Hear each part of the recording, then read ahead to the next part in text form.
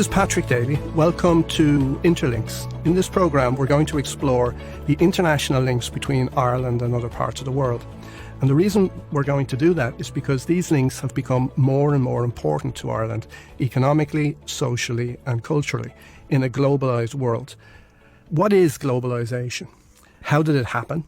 And is it a good thing or a bad thing? First question to answer. Globalisation is a process, or probably better to say it's a set of processes that has affected different parts of the world in different ways. Some parts of the world are much more interconnected than are others. So, for example, an economic interconnection might be the fact that we have US multinationals manufacturing products here in Ireland and exporting them overseas. A social interconnection internationally might be the fact that many Irish people today get married in places like Spain and Italy, which was unheard of maybe 40, 50 years ago. A cultural interaction might be the fact that many of us are watching Scandinavian crime dramas on Netflix every evening. So how did this all happen? How did this come about? Fact is, it's not a conspiracy. It's a fairly mundane set of circumstances that have come about since the end of the Second World War, and probably more particularly in the last 40 or 50 years. So there are three main drivers or causes of this. The first is advances in information and communications technology, which make it much easier to communicate and to exchange information over large distances for the purposes of work or for the purposes of consuming cultural material, media, films and so on. Second area, quite surprisingly, is advances in transportation technology. And what I mean by that specifically is the advent of containerization for maritime transport, so these large boxes that we see in Dublin Port if you're ever crossing the Eastlink Bridge, and also air freight. So these two innovations have transformed what are called global supply chains, which you'll probably have heard a lot about in the discussions about Brexit lately. And these are very mundane engineering type innovations, but they have made possible the movement of goods all around the world in cheap and efficient ways. And the third thing is trade liberalisation and financial deregulation. So, for example, free trade organisations such as the European Union that we're part of, or NAFTA, the North American Free Trade Association. That type of liberalisation has enabled countries to trade with each other much more efficiently and much more cheaply. And financial deregulation has allowed companies to move capital and funds around the world to make investments overseas and to repatriate profits and so on. And this has been the third factor in driving globalisation. So the next question is it good or is it bad? And the answer really depends. So what does it depend on? Well, it depends on who you are, it depends on where you are, it depends on how you make your living, and it depends on what you mean by good or bad. So in that sense, there are positive aspects to globalisation. So one very positive aspect is the fact that hundreds of millions of people in Asia and Latin America and other parts of the world have been lifted out of extreme poverty by the process of globalisation, enabling them to work and be productive in a way they couldn't be before. Places like China, India, Mexico and so on. Another positive aspect has been the fact that here in the developed world, in Europe and North America, inflation has been under control for a long, long time. So those of you who grew up in the 1970s and 80s, as I did, will remember how inflation was rampant. And that hasn't been the case now for maybe 20 years. And globalisation is a key factor in that because products are produced competitively in places like China and India and so on. And also, another positive aspect for us at a very personal level is that from a travel and work point of view, it's much easier now to travel overseas, to get through borders in an easy manner, particularly within Europe for us, and as well to work in other countries, which used to be extremely difficult. On the negative side, some things that have happened is that workers have been displaced in the developed countries where, their jobs have been moved overseas, maybe to places like Mexico or to China and so on. And we've seen some of that in US politics. It's become a big factor in the Trump election. Here at home, we've probably seen lower wage growth because companies are able to offshore some production, and that keeps the pressure downwards on salaries in the developed world. And in the developing countries, we've seen certain vulnerable sectors being decimated by imports from more developed countries. So, for example, the Mexican maize farmers have been very badly affected by imports of cheap American maize produced in the US. It so happens that Ireland, among most of the countries in the world, has been a big beneficiary of globalization.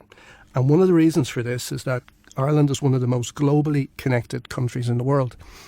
There's a large global logistics company called DHL who are owned by Deutsche Post. And they produce every year a global interconnectedness index. And the last edition of that in 2016 ranked Ireland as the third most interconnected economy in the world, behind only the Netherlands, Holland, and Singapore.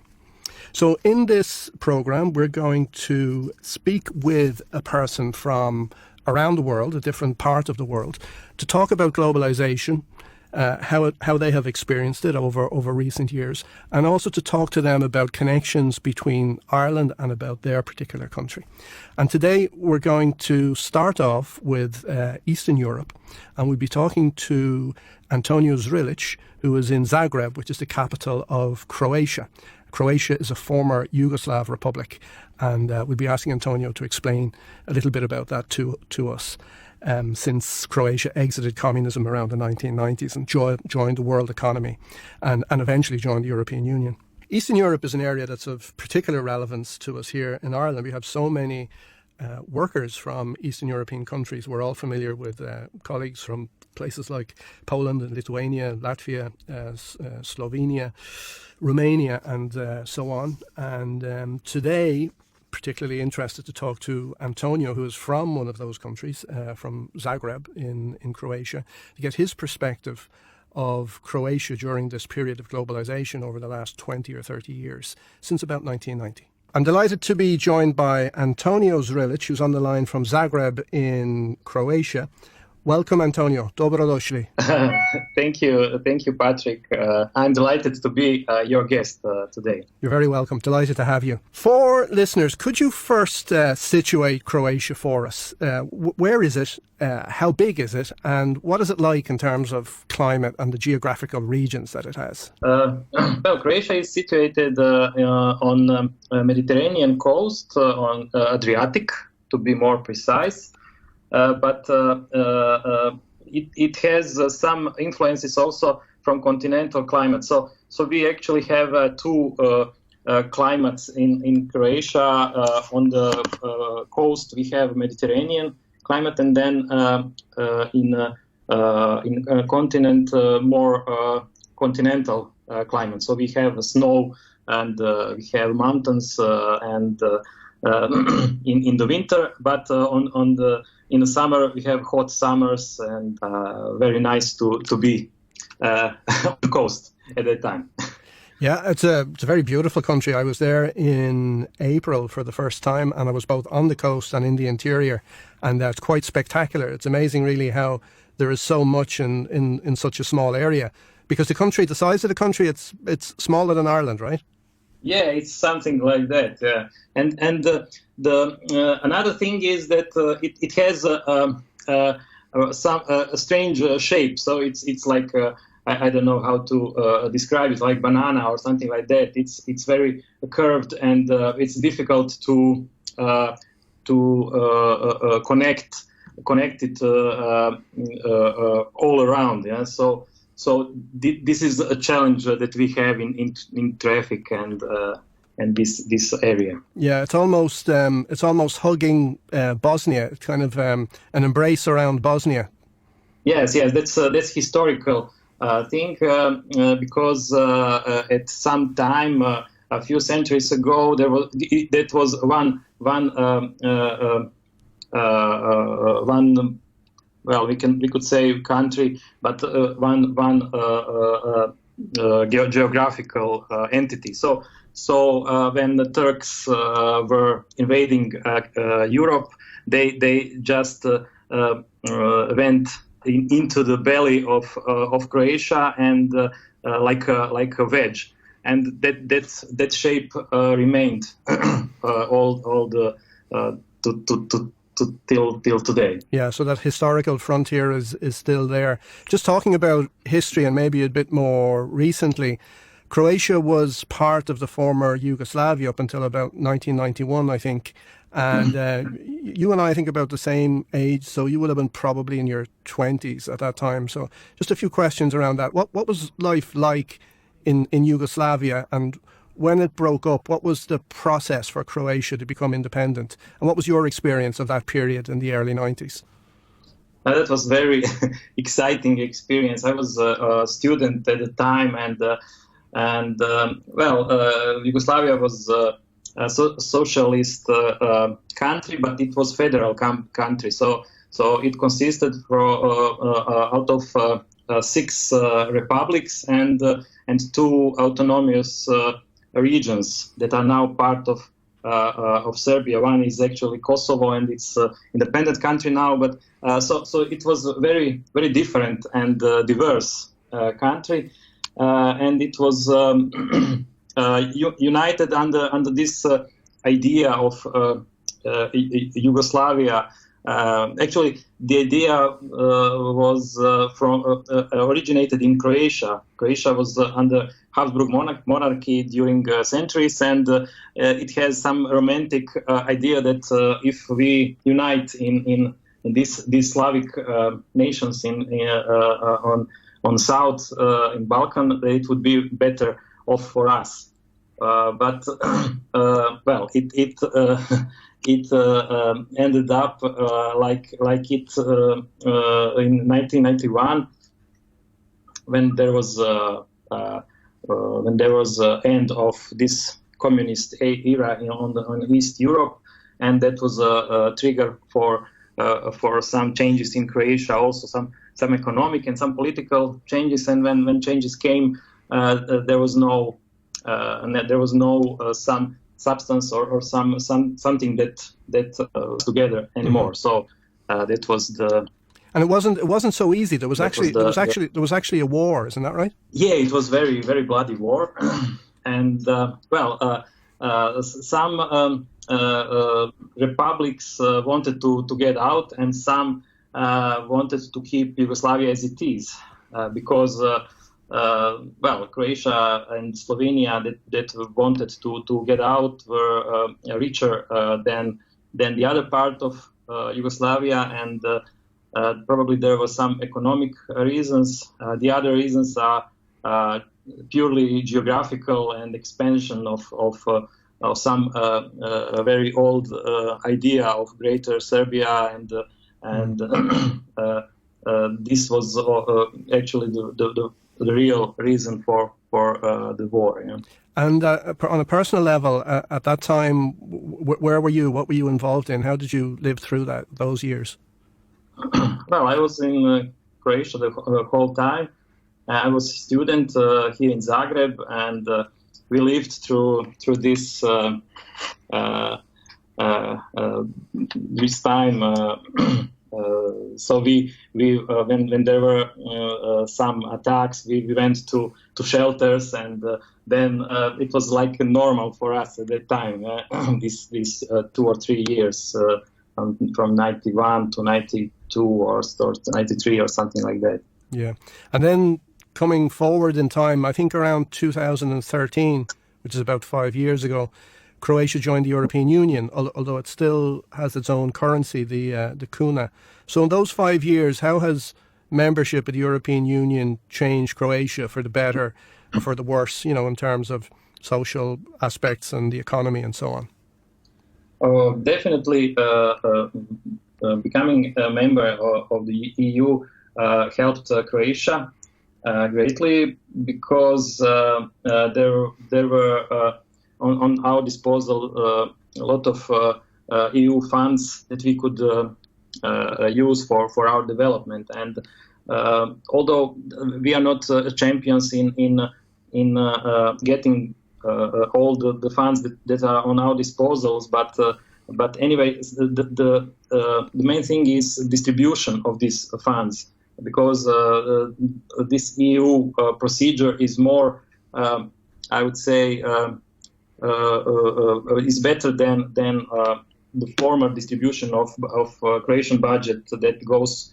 Well, we have this heritage of communism, and in communism there was no thing who will or what company will get more developed for and developing for the country or for more profitability. It was all about that everybody is that everybody has a working place, and that everybody is secured, that everybody has health insurance and social security, and so that heritage is actually burden for today's Croatia, because it is not a very efficient way to run the country. Yeah? And now this EU distribution helps to be more efficient. Okay.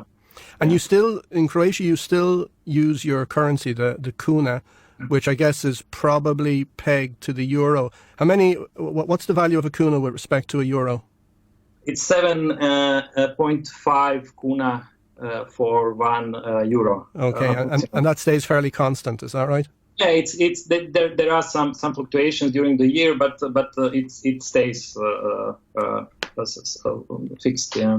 And does the Croatian government intend to adopt the euro at some point in the future?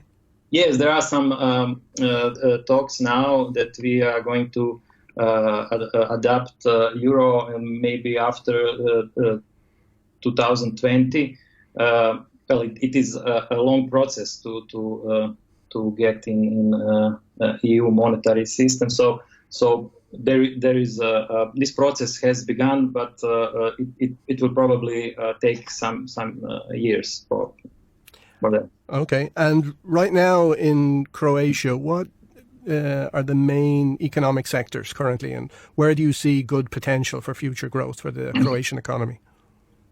Well, traditionally in Croatia we have agriculture and food industry well developed. There is also textile industry, but textile industry is based on some we call it loan jobs or this sub. What is the word? Well, it's not original. It's subcontracted. Is that what you mean? Subcontracting, yes. Yeah. So it's not very profitable, and this was one of the main industries in former Yugoslavia and now in Croatia. But it's very work intensive, and people that work in this industry have very small salaries. Then we have also wood processing industry, metal processing industry, chemical industry, petroleum, also electrical industry, construction, trade, shipbuilding, and tourism as one of bigger industries that is very successful. Okay. Checking on Wikipedia, I see that Croatia has a similar population to Ireland, somewhere between 4 and 5 million, but the population has been declining over the last 25 years or so. So what's the reason for this, and what's being done about it? Well, actually, our population has been declining for 120 or so years, because there were several waves of emigration from Croatia, starting on the crossing of 19th to 20th century. This was economical reasons for this immigration. But then after World War II, there was a political immigration, and during 60s, then again there was Yugoslavia was very open socialist country, and they actually incented people to go out of the Yugoslavia and to work in Germany or somewhere in Europe, because it was easier to maintain a full employment here in Yugoslavia. And another good thing were these transfers from those people that work in outside of the country, and they send the money to Yugoslavia and Croatia.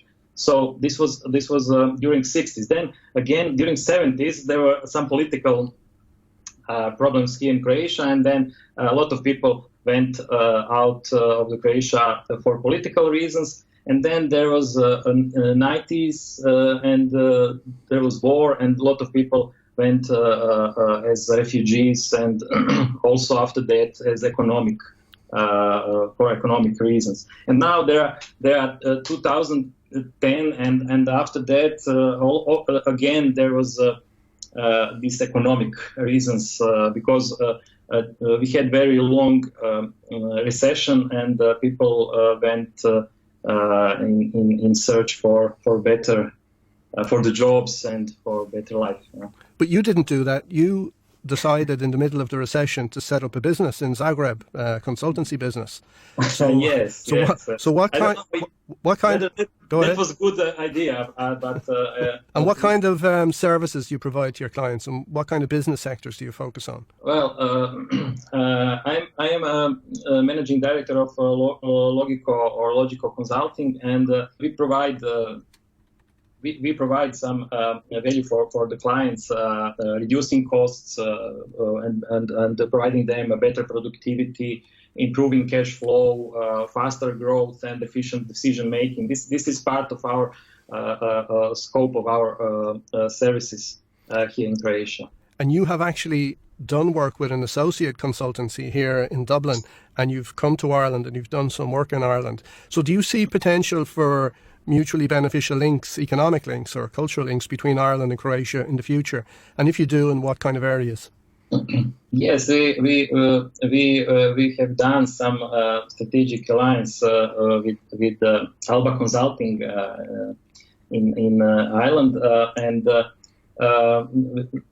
we want to do some also to expand and to exchange know-how and some and do things outside of Croatia, because Croatia is a small country, and like Ireland, we also have to be very open and expand our services and goods for globally. And one of the challenges in Croatia is that mentality that these companies are very focused on just doing business in Croatia or even in smaller geographic regions within Croatia.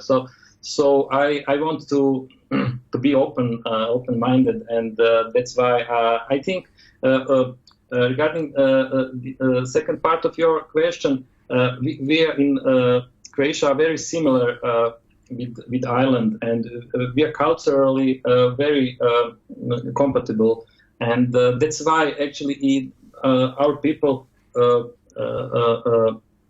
chosen the island for their new country. Yeah, I was going to actually ask you about that. So I have noticed over the last couple of years that there are quite a lot of Croatian nationals living and working in Ireland, particularly in the cities such as Dublin and Cork. So I was wondering, what is the perception of Ireland in Croatia, and why do you think so many of them come to live and work here? Well, as I said, a similar culture, and another thing is that our people also are very adaptable, and they're actually hardworking people, and they want anyway anywhere in the world when they where they come, they are very hardworking, and in many cases they succeed in life. So Ireland is was very open at the time, and was a fast growing economy. and absorbed many of our people that went to Ireland. So I think, the one thing that probably they bothered them is the weather, but anything else is great. And talking about this flexibility of Croatians, and I noticed many years ago when I lived in Spain, Croatian footballers would come to play, say, for Real Madrid, and in the first presentation they'd have an interpreter, and then maybe 3-4 weeks later they're on the TV again in Spain and they're speaking fluent Spanish. And I go, what's going on here? How is it that Croatians are so good at learning foreign languages? That's also a historical thing.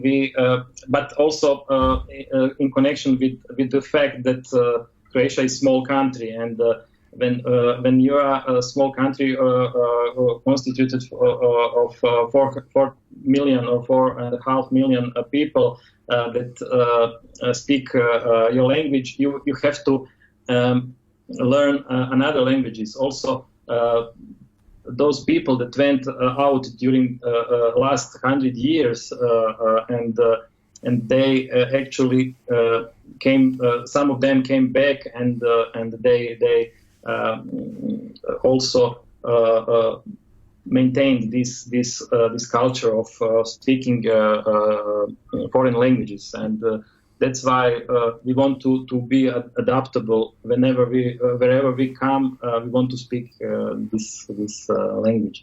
Yeah, it's quite impressive. And another impressive thing about Croatia: how is it that such a small nation of little more than 4 million people has such a good national soccer team? I mean, you guys got to the final of the World Cup this year. How did that happen?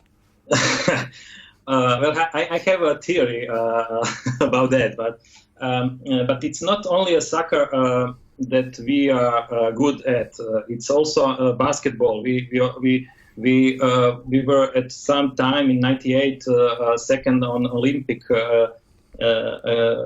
games. Only better was Dream Team from NBA.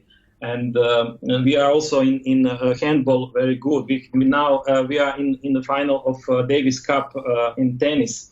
We have many good. We had the best female ski player, skier. Yeah, in the world, in the history maybe. And why is that? I have a little theory, and that says that actually Croatia was during the centuries was maintaining the border here with the Turkish Empire, and those people were all the time in the state of emergency and war. And also Napoleon said once that if he had 100,000 Croats, he would conquer the world. So they were known as good fighters. And now in peace time, there is no war, but there is a sport field where we can show our how good we are in fighting. Yeah. It's interesting, and we're glad to say that there's no more fighting going on. So lately, in recent years, many Irish people have discovered Croatia as a tourist destination.